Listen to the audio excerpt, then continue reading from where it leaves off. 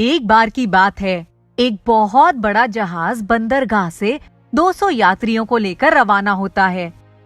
जहाज के रवाना होने से पहले जहाज की पूरी जांच की जाती है। इसके बाद ही जहाज को रवाना किया जाता है। जहाज रवाना होता है और कुछ दूर तक बहुत अच्छा चलता है। थोड़ी दूर जाने पर जहाज के कैप्टन को कुछ गड़बड़ी महसूस होती है। मुझे लगता है जहाज में कोई गड़बड़ी है, हमें चेक करना चाहिए। नहीं, मुझे तो सब कुछ ठीक लग रहा है। थोड़ी देर पहले मुझे कुछ अजीब सी आवाज इंजन से आई। मुझे लगता है हमें इसे चेक करवाना चाहिए। ठीक है, मैं चेक करवाता हूँ। कैप्टन कर्मचारियों को लेकर जहाज के नीचे वाले हिस्से में जाता है और वहाँ चेक करवाता है।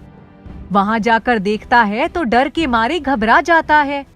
वहाँ एक बहुत बड़ा छेद होता है जहाँ से बहुत तेजी से पानी जहाज में भर रहा होता है। वे भागता हुआ ऊपर जाता है और पहले कैप्टन को बताता है कि जहाज में पानी भरने लगा है। मुझे लगा ही था कि कोई बड़ी भारी चीज जहाज से टकराई है और जहाज में छेद हो गया है। अब क्या करें?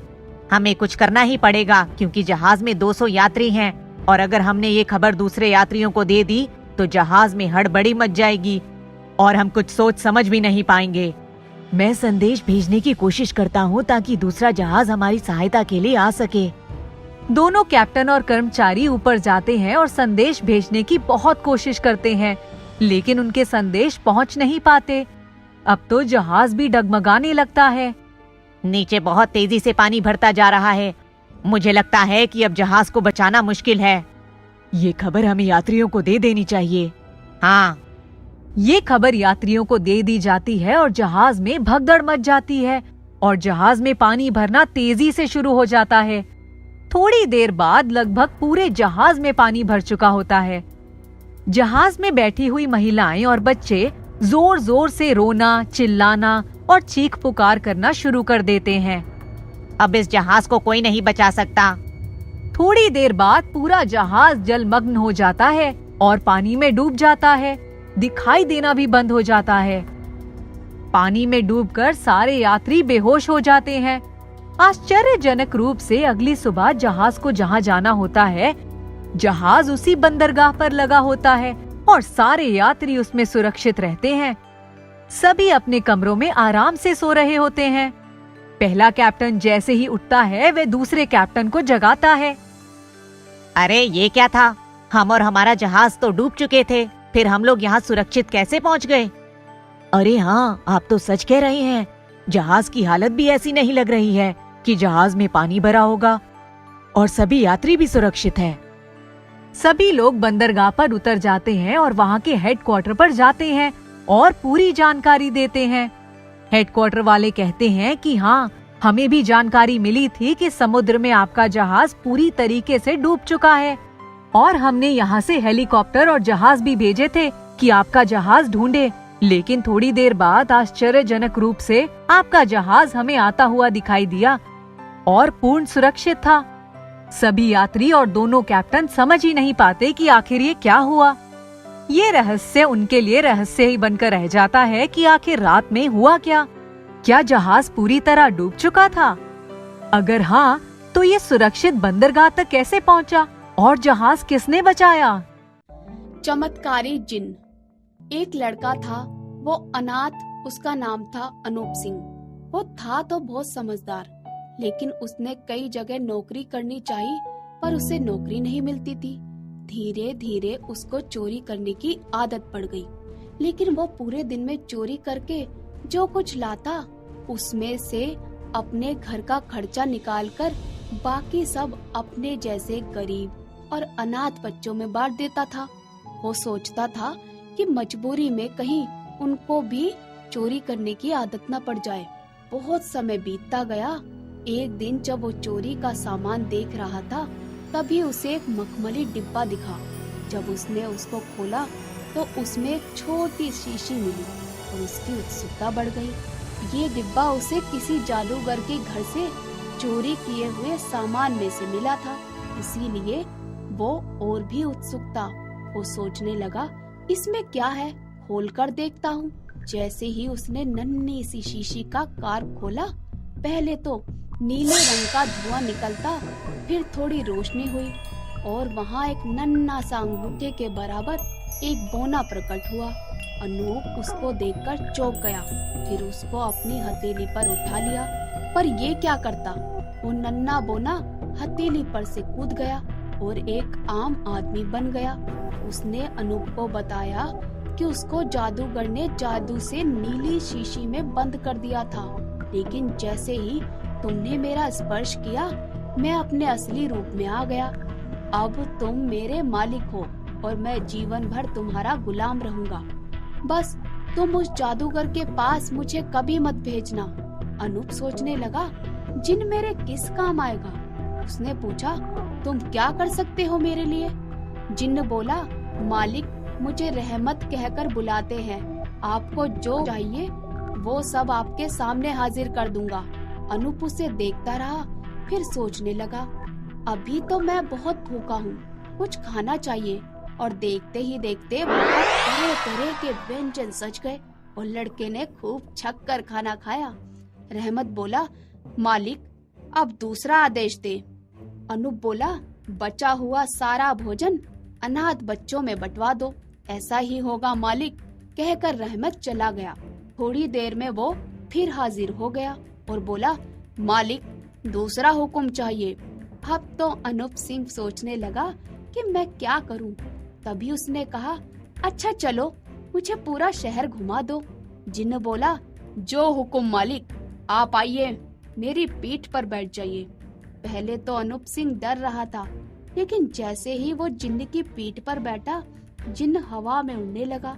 तब अनूप सिंह को बहुत मजा आया और उसने कहा, मुझे राजा के महल के पास ले चलो और राजकुमारी की खिड़की के पास उतार दो। जिन्न ने पहले से ही उसके लिए वस्त्र और आभूषण मंगा लिए थे और जिन्न ने वैसा ही किया। अनूप सिंह जब कभी महल के सामने से जाता था तो राजकुमारी को खिड़की पर खड़े देखता था। आज जब वो खिड़की के पास पहुंचा तब राजकुमारी सो रही थी। वो तो उसको देखने में इतना मग्न हो गया कि उसे समय का ध्यान ही नहीं रहा। उसे देखता रहा। जब पीछे मुड़ा, जिन्न ने पूछा, अब कहाँ चले? वो बोला, अब सीधे घर चलो। लेकिन घर जाकर वो बहुत उदास होकर बैठ गया। जिन्न ने उससे पूछा, क्या बात है? उसने कहा, मुझे वो राजकुमारी बहुत पसंद है। जिन्न ने कहा, कोई बात नहीं, मैं तुम्हें उससे मिलवाने रोज ही ले चलूंगा। अब उसका रोज यही नियम बन गया। वो रोज खिड़की के सामने जाकर खड़ा हो जाता। एक सप्ताह बीते। एक दिन राजकुमारी ने उसे देख लिया और वो उस पर मुग्ध हो गई। उसको अंदर बुलाया। अब वे दोनों खूब सारी बातें करते। एक दिन राजकुमारी बात करते करते उदास हो गई। लड़के के पूछने पर उसने बताया कि उसका विवाह बचपन में ही उसके पिता ने एक मित्र के बेटे विक्रम सिंह से तय कर दिया था, लेकिन वो ये विवाह नहीं करना चाहती थी। तब अनूप सिंह ने कहा, तुम अपने पिता से विवाह करने को मना कर दो। उसने बताया कि विक्रम सिंह बहुत ही ताकतवर और घमंडी इंसान है, लेकिन उसके पिता की मजबूरी है कि उसके पास बहुत बड़ी सेना है, इसीलिए वो उसका विवाह करना चाहते थे ताकि जब जरूरत हो तो उसकी सेना काम आ सके। अगर उससे विवाह नहीं होगा तो वो हमारे राज्य पर आक्रमण कर देगा। ये सुनकर अनूप सिंह उदास हो गया। उसने घर आकर सारी बातें जिन्न को बताई। जिन्न ने अनूप सिंह को आश्वासन दिया कि तुम चिंता मत करो, एक बार मुझे उससे मिलवा दो। अनूप सिंह ने जब ये बात राजकुमारी को बताई तो एक दिन उसने राजकुमार विक्रम सिंह को दावत पर बुलाया, जिससे उसका विवाह तय हुआ था, और साथ में अनूप सिंह को भी बुलाया। राजकुमारी का मंगेतर अनूप सिंह को देखते ही आग बबूला हो गया। तभी जिन्न प्रकट हुआ। उसने कहा, तुम्हें जितनी भी सेना भेजनी है भेज दो, युद्ध के लिए हम तैयार हैं। राजा को जब मालूम हुआ तो वो बहुत घबरा गए, लेकिन अब युद्ध का बिगुल हो चुका था। दोनों तरफ की सेना मैदान में थी। उस राजकुमार विक्रम सिंह की विशालकाय सेना को देखकर राजा की सेना के तो पसीने छूट गए, लेकिन जैसे ही सेना मैदान में आई, सबसे पहली पंक्ति में जिन्न आकर खड़ा हो गया। दूसरी विशालकाय सेना को देखते ही उसने फूंक मारी और पूरी सेना ही हवा में कलाबाजियां खाने लगी। सब तितर बितर हो गए। दूसरे दिन राजकुमार विक्रम सिंह स्वयं सेना लेकर आया। अब की बार तो जिन्न ने ऐसी फूंक मारी कि सब जाकर पेड़ों की डालियों में अटक गए। विक्रम सिंह चिल्लाने लगा, बचाओ बचाओ। जिन्न बोला, अपनी हार स्वीकार करो पहले। विक्रम सिंह उसके पैरों पर गिर पड़ा और उसने राजा से तथा राजकुमारी से भी माफी मांगी और ये भी वचन दिया कि आगे से वो कभी ऐसा हिमाकत नहीं करेगा। राजा बहुत प्रसन्न थे। उन्होंने राजकुमारी का विवाह अनूप सिंह से कर दिया। जिन्न के इस चमत्कार से सब खुशी खुशी रहने लगे। अनूप सिंह जिन्न से बोला, मैं तुम्हें अब आजाद करता हूँ, तुम जाओ। लेकिन जिन्न ने कहा, नहीं, मैं तो आपका गुलाम हूँ, मैं हमेशा आपकी सेवा में हाजिर रहूंगा। हाँ, बस आप ये ध्यान रखिए, आपको जब भी मेरी जरूरत हो सिर्फ 3 बार ताली बजाइए, मैं तुरंत हाजिर हो जाऊंगा। अब अनूप सिंह भी खुश हो गया। राजकुमारी के साथ खुशी खुशी अपना जीवन बिताने लगा और जिन्न भी अपनी दुनिया में चला गया।